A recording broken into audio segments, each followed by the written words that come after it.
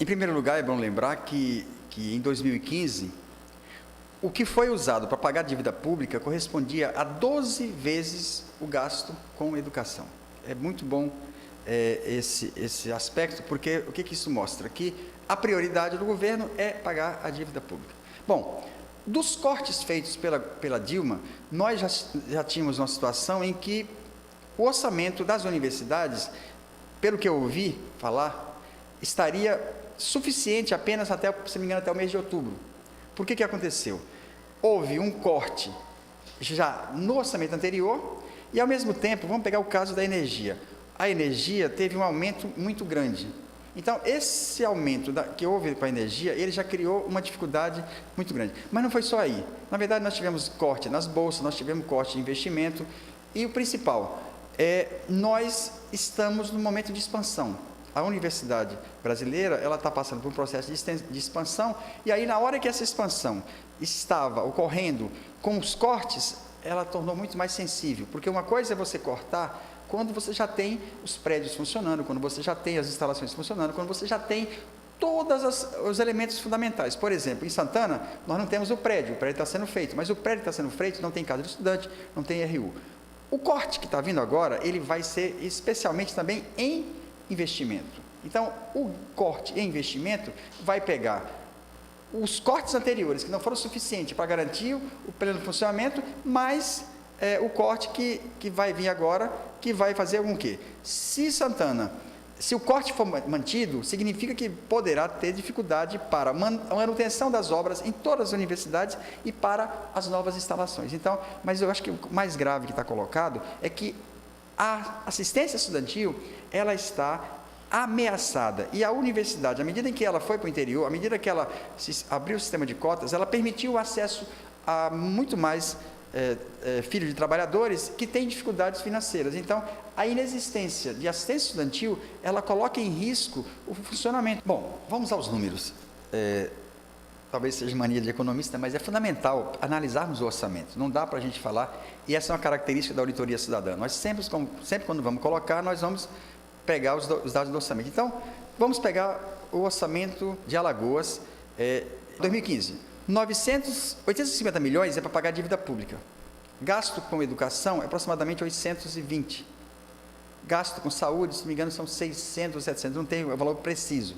O que nós temos aqui? O que você vai gastar com o serviço da dívida é mais do que você vai gastar com educação. Esse é um fato. Além disso, o que você paga com a dívida, esse Estado, agora para 2016, ele fez uma renúncia fiscal de 520 milhões. Fazer renúncia fiscal significa o quê? Legalizar a sonegação. É dizer, fulanos e beltranos, vocês não vão pagar impostos correspondentes a 520 milhões. Então, este fato agrava profundamente, por quê? Porque você vai deixar de arrecadar, e se você pegar o que foi pago de dívida pública do ano passado, com o que foi de renúncia fiscal, vai dar, no caso do ano passado, seria em torno de 1 bilhão e 300 milhões. Ou seja, o Estado acaba, dessa forma, fazendo o quê? Para pagar a dívida pública e para assegurar que não vai ter essa receita, o que ele faz? Aí ele vai fazer o ajuste fiscal. O que é ajuste fiscal? Aí ele vai dizer, olha, policiais não têm reajuste, professores não têm nem concurso, auditores da Receita Estadual, vocês não vão ter nem carreira. Ou seja, o que está sendo feito aqui é exatamente isso. O governo estadual, a exemplo das demais unidades federativas, a exemplo da União, eles abandonam qualquer responsabilidade de garantir o serviço público, mas, ao mesmo tempo, o que eles priorizam? O pagamento da dívida pública. Mas o que eles estão prometendo para o serviço público? As OS para o HGE, a privatização da Casal, a privatização da água do Canal do Sertão, a privatização. O que eles estão propondo é a privatização ou as OS. Ou seja, o que eles querem é sucatear a saúde e a educação para quê? Para permitir que haja espaço para o setor privado entrar. Quem é o setor privado? Aí é uma coisa a discutir.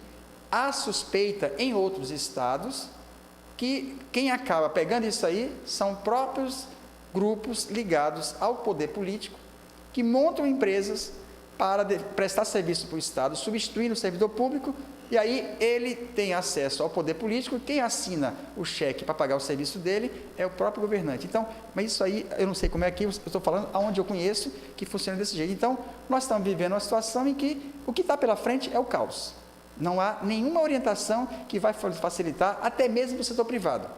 Porque não existe nenhuma política de desenvolvimento. Por exemplo, poderia ter uma política de introdução de energias renováveis, poderia ter uma política de despoluição das praias de Maceió, para fortalecer o turismo. Nada disso existe. Na verdade, o que nós temos é o seguinte: não há nenhuma política de desenvolvimento, seja aqui, seja em Sergipe ou seja em qualquer canto. Nós temos um Estado que tem que ser questionado a sua função, porque da forma como está, ele é só para arrecadar imposto e para privatizar o patrimônio e deixar a população, que já não teve acesso à saúde, à educação, a nada, mais uma vez sem nenhuma perspectiva. O plano do PED 257 é assegurar as condições de pagamento da dívida pública. O objetivo da PEC 241, que congela por 20 anos os gastos sociais, também é pagar a dívida pública. Ou seja, o objetivo central dessas duas ações é liquidar tudo o que tiver ainda de estatal, privatizando o que tiver de empresa estatal e simplesmente produzir o caos generalizado durante 20 anos. Ou seja, por isso que eu digo que não dá para esperar nada de todos os atuais governantes que estão apostando nessa rolagem da dívida por mais 20 anos e estão jogando no lixo a liminar que o STF tinha dado. Tudo isso poderia ser diferente de que forma? Se já temos 11 liminares que assegura que a dívida pública, ela tem parte ilegal derivada do anatocismo, se o STF já disse que é ilegal, bastaria eles pressionarem para que isso fosse julgado e isso estendido a todos os estados. Porque aí o que ia acontecer? Alagoas teria sobrando 900 milhões. 900 milhões que poderia ser investido em saúde, educação, concurso público, carreira, salário para policial, salário para professor, salário para todo mundo. Isso aquece a economia. Pagar dívida pública não gera nada. Você manda 900 milhões para o sistema financeiro e ele não serve para nada. Se você pega 900 milhões e você contrata servidores públicos, eles são consumidores. O que parte do setor privado está esquecendo é que eles vão vender coisa para quem?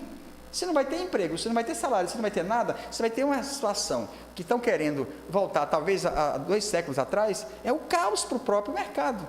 Então, este é o drama que estou vendo, é porque poucas pessoas conseguiram perceber qual é a crise e quais são os elementos indevidos que estão sendo praticados para tentar conter. Ou seja, o que estão tentando conter a crise, na verdade, eles vão amplificá-la ainda mais e tornar ainda mais desigual e mais violento as relações sociais nesse país, porque o Estado não está oferecendo nada além de atender às demandas dos setores que estão na sua própria gestão, que são setores do setor privado.